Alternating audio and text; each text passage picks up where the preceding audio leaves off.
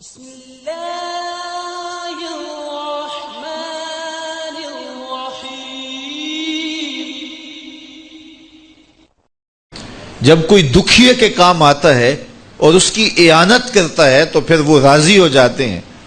غریب پھنسے ہوئے ماں باپ، گھر بیٹی جوان ہو رہی ہے اور بڑھاپے کی طرف اس کا رخ ہو رہا ہے اور ان کے پاس ہمت نہیں ہے کہ ان بیٹی کو اٹھا سکیں، تو کوئی صاحب ثروت چپکے میں جا کے ان کی مدد کر دیتا ہے کہ تیری بیٹی میری بیٹی ہے اور اس کو تو نے گھر کی دہلیز سے اٹھانا ہے، تو پھر وہ ایک دم خوش ہو جاتا ہے اور آسودہ ہو کے اس کا انتظام کرتا ہے اس کی شادی کا۔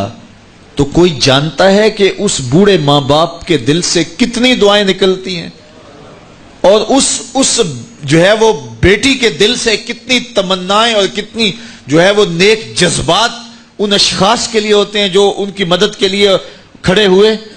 تو کوئی اس کا وزن ہے؟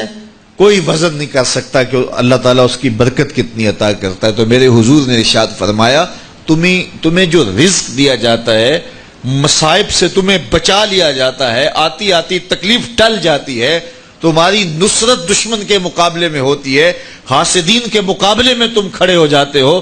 فرمایا تمہیں پتہ ہے یہ تمہیں کیوں ایسا ہوتا ہے؟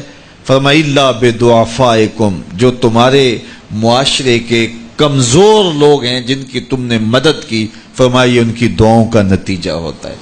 ان کے اٹھے ہوئے ہاتھ اللہ کبھی خالی نہیں موڑتا ہے۔ اس لیے لاچار لوگوں کی، دکھی لوگوں کی، بے بس اور بے آسرا لوگوں کی مدد کے لیے کھڑے ہو جایا کرو۔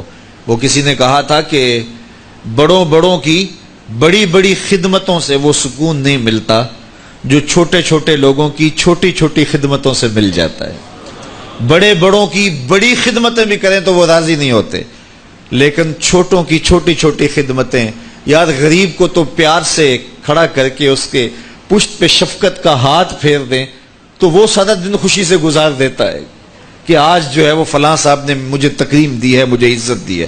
تو میرے حضور نے فرمایا کہ تمہاری جو مدد ہوتی ہے اور رزق دیا جاتا ہے یہ تمہارے کمزوروں کی وجہ سے اللہ تعالیٰ تمہارے اوپر کرم فرماتا ہے۔ اچھا، ایک اور ذریعہ رزق کے اضافے کا حضرت عبداللہ ابن مسعود رضی اللہ تعالی عنہ کی مرویات سے۔ یہ حضرت عبداللہ ابن مسعود جلیل القدر صحابی ہیں، ان کے ہاں بیٹیاں ہی بیٹیاں تھیں۔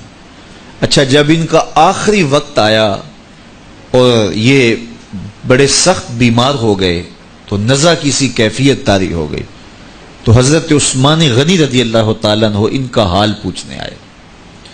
تو جب حال پوچھا، بیٹھے، گفتگو ہوئی، واپس چلنے لگے، تو حضرت عثمان غنی نے اشرفیوں کی 2 تھیلیاں نکال کے حضرت عبداللہ ابن مسعود کو پیش کی۔ تو انہوں نے کہا کہ مجھے تو اس کی ضرورت نہیں ہے، میں تو اس دنیا سے جا رہا ہوں، تو یہ مجھے کیوں دے رہے ہیں؟ تو حضرت عثمان نے کہا کہ یہ آپ کی بیٹیوں کے لیے، چونکہ آپ کی بیٹیاں ہی بیٹیاں ہیں تو یہ میں ان کے لیے پیش کر رہا ہوں، آپ کو تو واقعی ضرورت نہیں، دنیا سے جا رہے ہیں تو یہ ان کے لیے ہے۔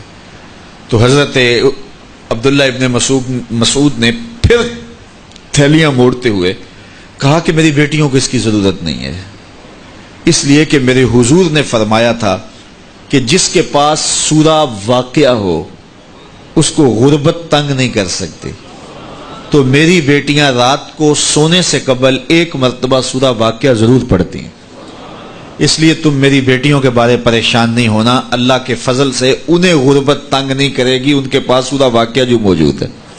تو یہ کسی ایسے ضرورت مند کو دو جس کے پاس سورہ واقعہ نہیں ہے۔